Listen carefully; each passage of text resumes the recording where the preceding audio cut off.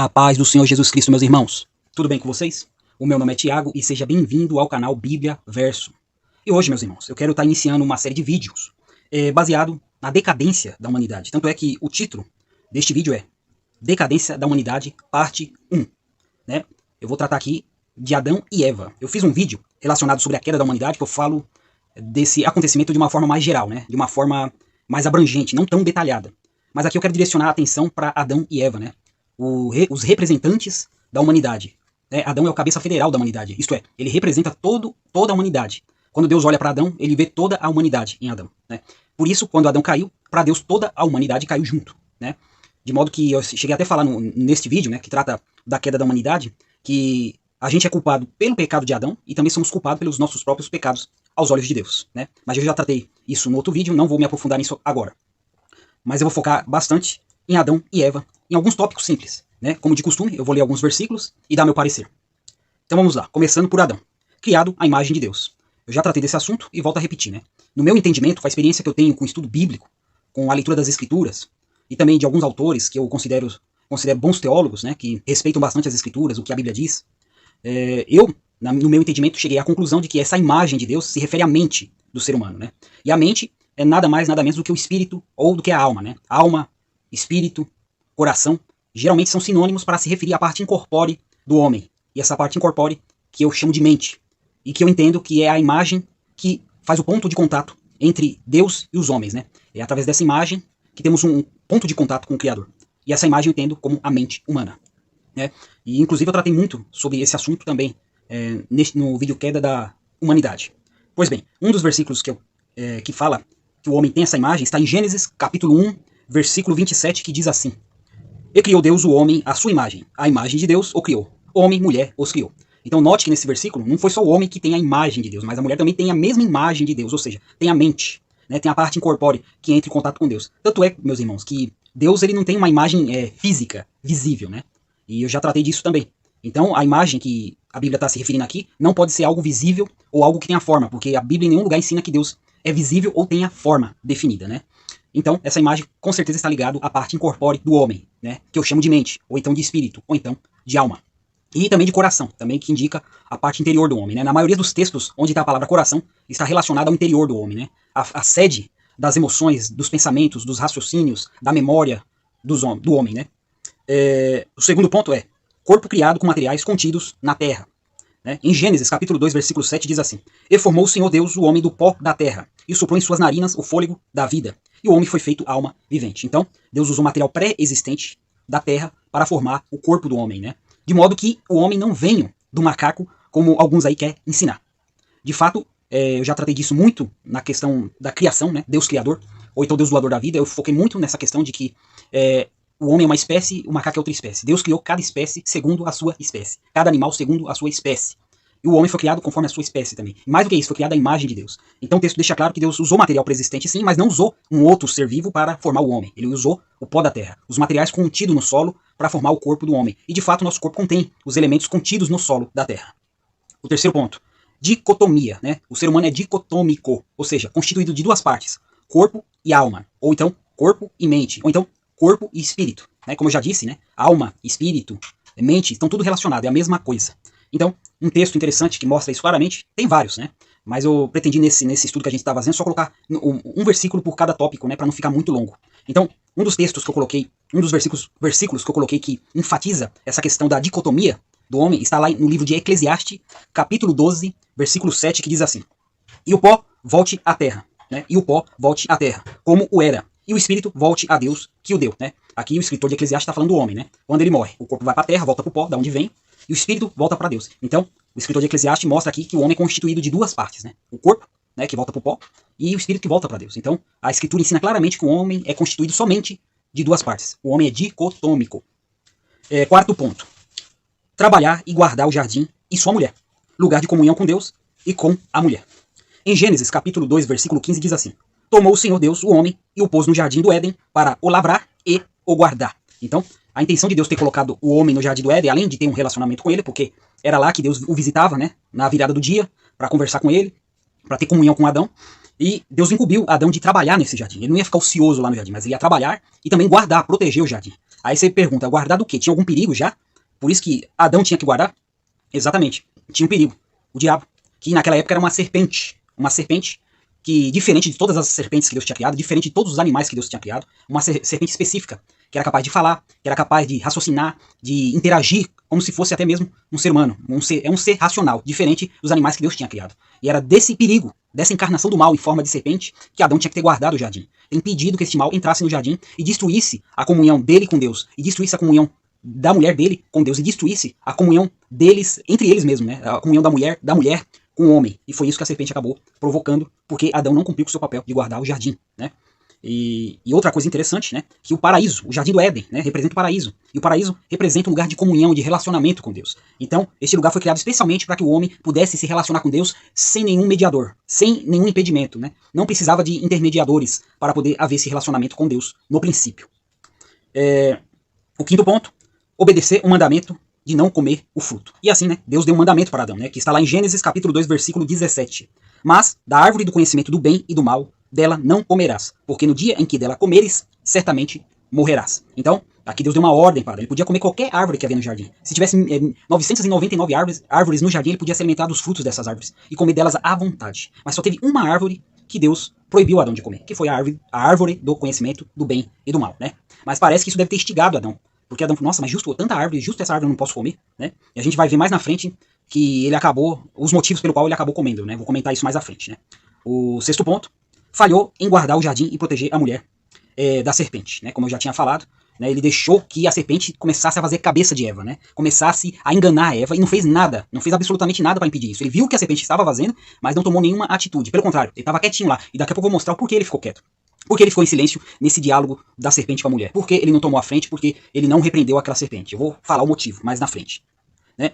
Sétimo ponto, ele quis comer o fruto. Eu vou falar agora para falar a verdade, né? O sétimo ponto, ele quis comer o fruto, mas tinha medo de morrer. Olha o detalhe, que detalhe interessante. Não impediu Eva de comer o fruto. Usou Eva como cobaia. Viu que Eva não morreu ao comer o fruto, por isso aceitou de bom grado comer o fruto quando Eva ofereceu. Note que interessante, né? O motivo porque Adão não interviu, não falou nada, é porque ele já estava de olho no fruto também. Ele queria comer do fruto. E Deus tinha falado para ele que se ele comesse, ele ia morrer. E a serpente enganou Eva, dizendo, não, se você comer, você não vai morrer, mas você vai ser igual a Deus.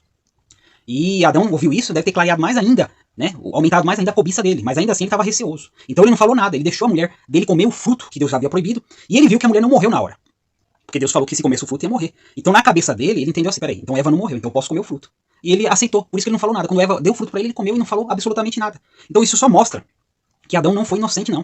Muito pelo contrário, ele tinha total responsabilidade e a maior falha foi a dele mesmo. Lógico, Eva errou, mas a escritura diz que ela foi enganada. E ele podia ter impedido isso, mas não fez, porque ele também estava de olho no fruto. Ele estava de olho no fruto proibido. Olha só o processo de decadência. Começou bem antes de Adão comer o fruto, ele já estava entrando em decadência, né? Porque a gente pensa que a decadência começou quando ele comeu o fruto. O comer o fruto, a ação de comer o fruto, só foi a consequência da decadência que já estava se formando na mente dele. Do desejo que ele já tinha antes de comer o fruto. Ele já tinha o desejo de fazer isso. Tava com medo, mas esperou a Eva comer para ver se ela ia morrer. Viu que a Eva não morreu na hora, e ele entendeu que poderia comer e ser igual a Deus. No final das contas, assim como Eva, ele também queria ser igual a Deus. E isso inclusive, né, Gênesis capítulo 3, versículo 6 diz assim: E viu a mulher que aquela árvore era boa para se comer, e agradável aos olhos, e era árvore desejável para dar entendimento. Tomou do seu fruto, e comeu, e deu também ao seu marido, e ele comeu com ela. Então, como eu disse, ele não falou nada, ele simplesmente, Eva comeu o fruto, ofereceu o fruto para ele, e ele também comeu, porque ele já tinha interesse de comer, né? Então vemos o fracasso de Adão começou já na mente dele, né? A mente. E a gente entende que o diabo é especialista em influenciar nossa mente, de jogar setas e pensamentos na nossa mente, de instigar sentimentos e desejos na nossa mente. E ele fez isso com Adão, e fez isso com Eva, e teve sucesso, né? E por causa disso, né, toda a humanidade caiu com Adão, né? Oitavo ponto. Quis ser como Deus, mas recebeu somente vergonha. Ficou com medo de Deus e se escondeu da sua presença. Em Gênesis capítulo 3, versículo 10 diz assim: E ele disse: Ouvi a tua voz soar no jardim, e temi, porque estava nu, e escondi-me, né? Quando Deus foi procurar Adão, Adão estava ouvindo a voz de Deus vindo na brisa da tarde, do vento, né, no vento, e se escondeu. A partir de quando ele comeu o fruto, ele sentiu medo de Deus. E a primeira reação que ele teve é fugir da presença de Deus. Esse foi o efeito do fruto, né?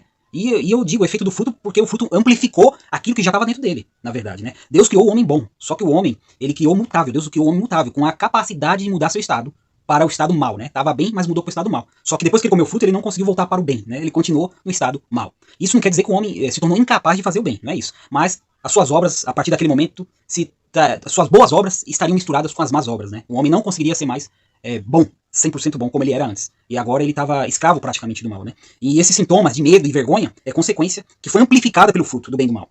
Foi amplificado. Ele já estava tendo essa inclinação de recaída. E o fruto amplificou isso, né? O nono ponto. Quando questionado por Deus, não confessou e não assumiu a responsabilidade. E culpou Deus e Eva, né? Isso está em Gênesis, capítulo 3, versículo 12. Então disse Adão: a mulher que me destes por companheira, ela me deu da árvore e comi, né? Cínico, né? Como pode, né? O cinismo também foi uma das consequências aí da queda, né? Da decadência. A gente tá vendo o processo de decadência. Tá, é só ladeira abaixo. Depois que Adão desobedecer, só ladeira abaixo. Aí você vê nesses versículos o comportamento de Adão. Quer dizer, ele culpou Deus por ter criado Eva, que por sua vez deu fruto para ele comer. Ele não assumiu a responsabilidade do erro dele. Ele já tinha falhado em guardar o jardim, deixado a serpente enganar Eva, ficou quieto, e ele colocou a vida de Eva em risco, porque ele usou Eva como cobaia, para poder ver se ela ia morrer mesmo, e assim ele viu que não morreu, que ela não morreu, assim ele pôde comer do fruto. E depois, no final das contas, quando questionado por Deus, ele culpa Deus e depois culpa Eva, né? Então a gente vê como a decadência foi só aumentando, é só descida.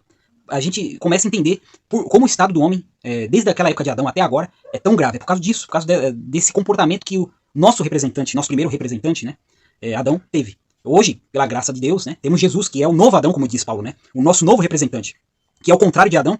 Adão foi tentado no paraíso e caiu. Jesus foi tentado no deserto e prevaleceu. Então, ele se tornou o nosso novo Adão, que nos traz vida, porque ele fez toda a vontade de Deus, não sucumbiu à tentação e se sacrificou por nós, né, pagando a dívida que Adão colocou na conta da humanidade e os próprios pecados que a humanidade também se tornou capaz de realizar por ser descendente de Adão. Jesus pagou e deu esse perdão, essa anistia da parte de Deus, né? Porque o salário do pecado é a morte. Então, para que a humanidade toda não recebesse a morte, Jesus recebeu essa morte no lugar, essa punição no lugar, e Deus deu anistia para aqueles que acreditam no que Jesus fez e no que Jesus é, né? Tem um detalhe aí, né? Não é todo mundo não que Deus pretende salvar. Deus só salva aqueles que creem em Jesus Cristo, exatamente no que Cristo fez. Mas esse é assunto para outro vídeo, quando eu for tratar de cristologia, aí eu vou focar nesse assunto. O que eu quero focar aqui é na decadência da humanidade, representada na pessoa de Adão e também de Eva, né?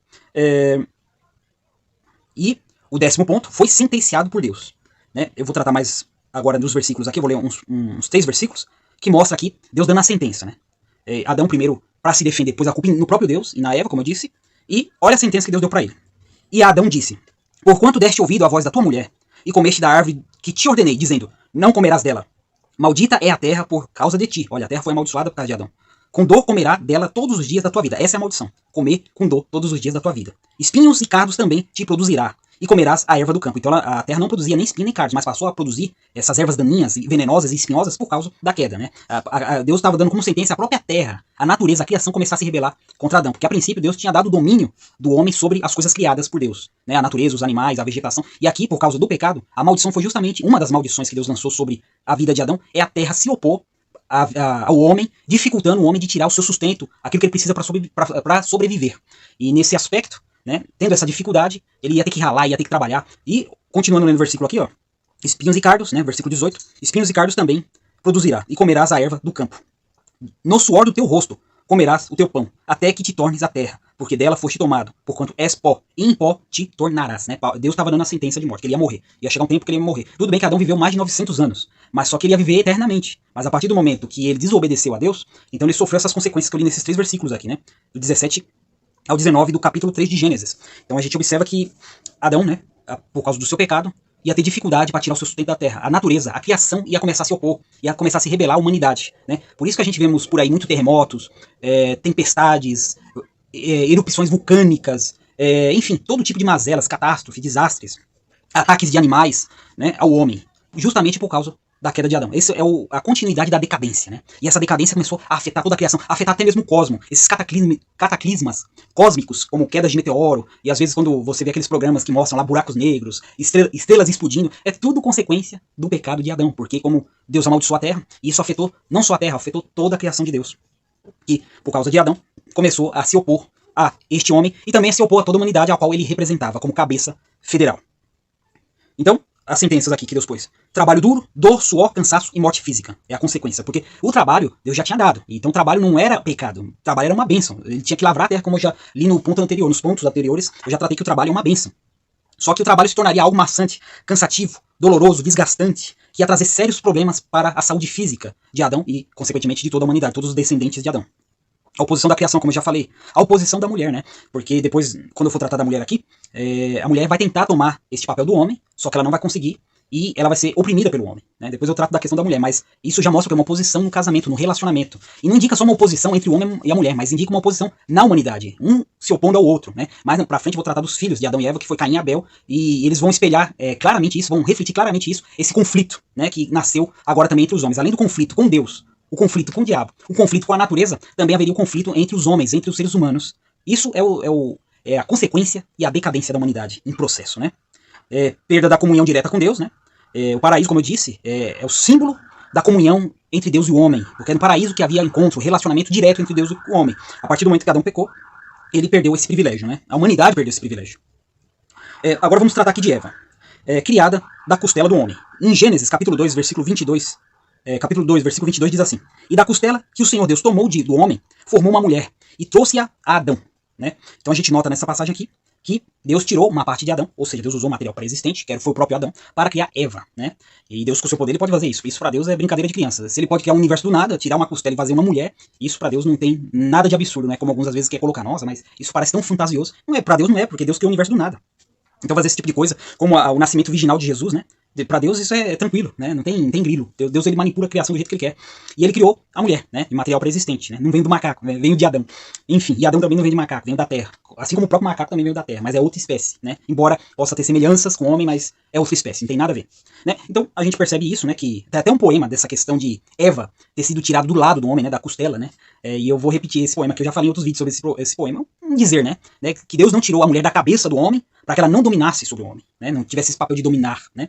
E Deus não tirou debaixo dos pés a mulher para que o homem não a pisasse, né? Mas tirou do lado para andar como parceira, como companheira, como auxiliadora, ajudadora do homem, né? Como parceira do homem, como esposa do homem, como mulher do homem, né? E não como alguém que tem que andar de baixo para ser oprimido, debaixo dos pés para ser oprimida, e nem acima do homem para oprimir o homem, né? É para ser uma parceria, né? E foi esse o propósito da mulher ter sido criada, para o homem não ficar só. Né? E isso mostra também que a humanidade não foi feita para viver sozinha, né? A pessoa não foi feita para viver, nenhum ser humano foi criado para viver sozinho. Nós temos que viver em sociedade. A gente precisa um do outro nessa sociedade. Por exemplo, vamos pegar um exemplo simples. A gente precisa de motorista de ônibus para nos levar, a gente precisa de um patrão para pagar nosso salário, ou a gente precisa de funcionários para fazer o nosso serviço, para fazer o serviço, para fazer a empresa funcionar. A gente precisa de professores para dar aulas, precisamos de alunos para que os professores possam receber seu salário. Então a gente percebe, meus irmãos, que a gente não foi criado para viver sozinho, né? Fomos criados para viver em sociedade. A própria composição de Deus mostra isso. Deus é um Deus trino. Ele tem 3 pessoas na sua divindade, mostrando ali um relacionamento eterno, né? Um relacionamento eterno e de amor, né? De comunhão plena, né? Sem contradição, sem confusão entre eles. E isso foi passado pra gente também, ter relacionamento com Deus e ter relacionamento um com o outro. Então o ser humano não foi criado para viver sozinho. A exemplo de Adão, que não foi criado para viver sozinho. Por isso Deus criou Eva também. Esse também é um dos motivos, né? Ter uma companheira, ter alguém ali para compartilhar a vida, né? Para viver a vida. Segundo ponto, não criada, como eu já falei, o segundo ponto seria esse poeminha, né? Não criada da cabeça para dominar o homem, e não criada dos pés para ser oprimida pelo homem, mas criada do lado do homem para ser sua companheira e auxiliadora.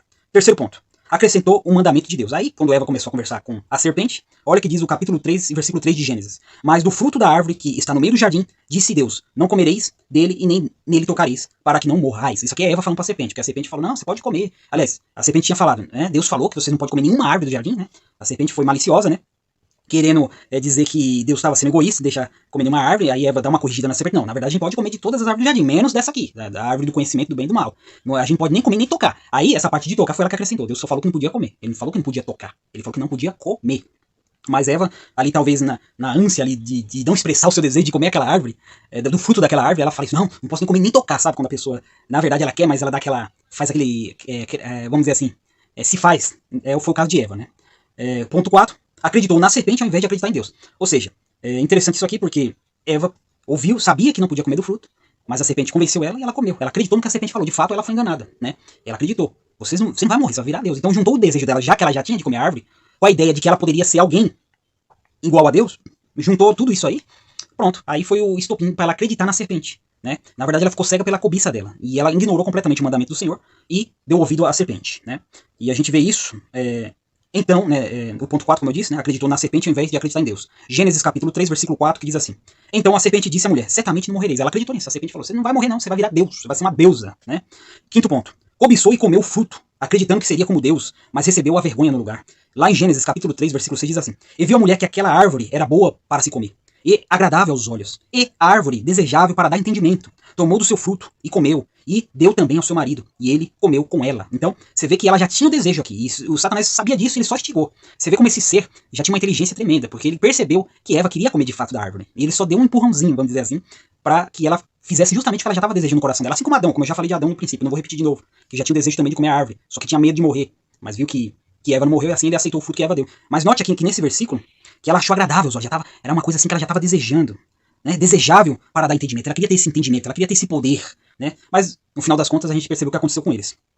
Teve vergonha e medo de Deus, esse é o sexto ponto, e se escondeu da sua presença. Lá em Gênesis, capítulo 3, versículo 7 a 8, diz assim: Então foram abertos os olhos de ambos, e conheceram que estavam nus, e coseram folhas de figueira, e fizeram para si aventais. E ouvindo a voz do Senhor Deus, que passeava no jardim, pela variação do dia, esconderam-se Adão e a sua mulher da presença do Senhor Deus entre as árvores do jardim, né? Como eu disse, o efeito do fruto, que em vez de torná-los igual a Deus, como eles achavam que eles iam ficar, na verdade provocou neles medo da presença de Deus e vergonha de estar na presença de Deus e vergonha de si mesmos. Eles olharam, viram que estavam nus, ficaram com vergonha de si mesmo. Antes eles não tinham nada a esconder quando eles estavam no jardim, um do outro. Não tinha vergonha, não tinha malícia, não tinha querendo tratar o outro como objeto sexual, desejando somente o corpo como se fosse um objeto, não. Eles não tinham nada também a esconder um do outro. Eles estavam ali puros, abertos um para o outro. Mas a partir do momento que eles deixaram a cobiça prevalecer, instigado por Satanás, comer o fruto, e começou ainda mais essa decadência, começou a humanidade, através de Adão e Eva, descer mais no fundo do poço.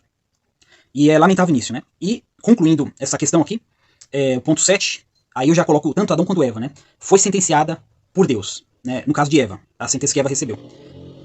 Gênesis capítulo 3, versículo 15 ao 16 diz assim: E porém inimizade entre ti e a mulher, entre a tua semente e a sua semente, esta te ferirá a cabeça, e tu lhe ferirá o calcanhar. E a mulher disse, multiplicarei grandemente a tua dor e a tua conceição.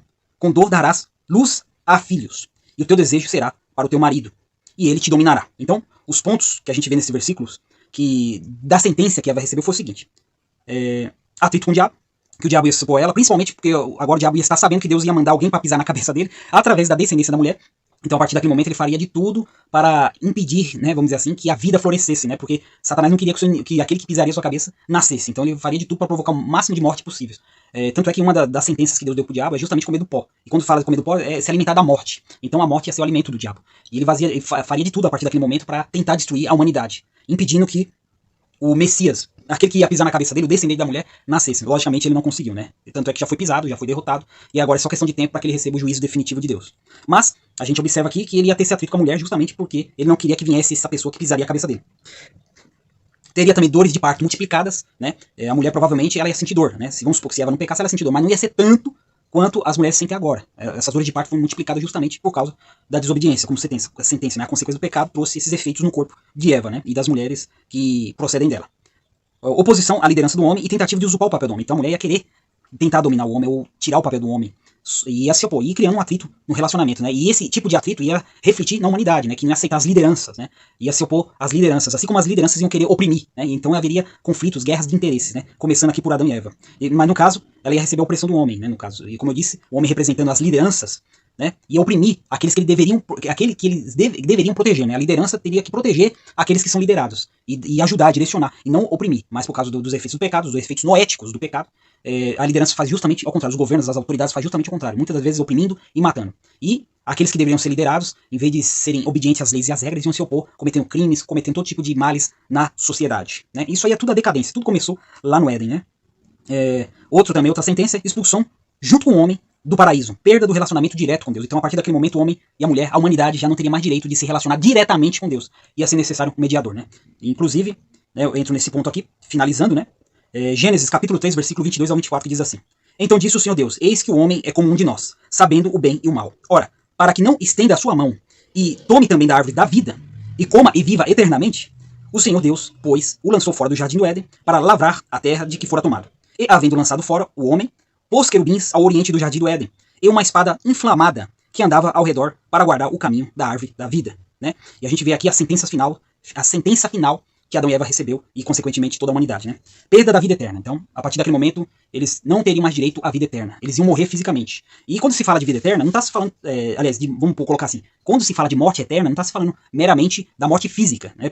Mas também está falando da morte espiritual, que é a quebra do relacionamento entre Deus e o homem ia precisar de um mediador para se relacionar, e sem mediador ele estava morto espiritualmente, e morto em pecados e delitos, como diz Paulo, né? Morto no sentido para fazer o mal, né? Vamos dizer assim, a morte seria fazer o mal, andar conforme o mal, conforme as pisadas do próprio diabo, e também a morte eterna, que seria já a separação definitiva entre Deus e o homem. Não que Deus se faria ausente da vida do homem, pelo contrário, Deus estaria ausente, só que punindo e castigando no inferno, né? Que seria a última parada da humanidade, caso Deus não enviasse Jesus para salvar pelo menos os eleitos que ele escolhera salvar, né? Então, vemos aí a perda da vida eterna, quebra do relacionamento sem necessidade de mediador, direto com Deus, e expulsão do jardim, né? Expulsão dessa comunhão, quebra dessa comunhão, expulsão e querubins guardando a entrada do paraíso. Isso representa, né, esses querubins guardando, o querubim, né, guardando a entrada do paraíso, os querubins, representa que eles não poderiam mais ter acesso a Deus. Eles iam precisar de mediador.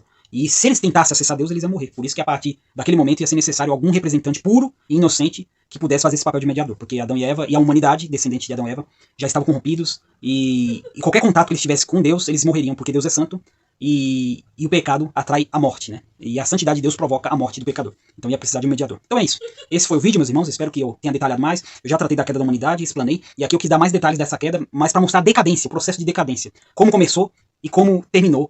Mas na verdade ainda continua, né?